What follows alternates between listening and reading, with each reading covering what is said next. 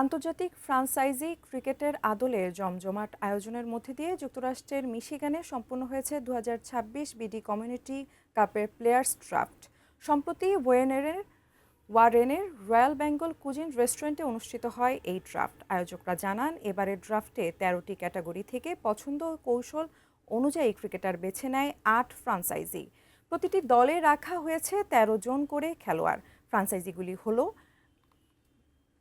Power Rangers, Sultans of Sylhet, Friends United, Dream Touch, Detroit Strikers, Sylhet Express, Simba Riders ও Michigan Eagles.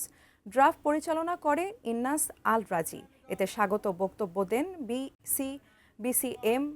বিসিএএমআই সভাপতি তাইফুর রহমান।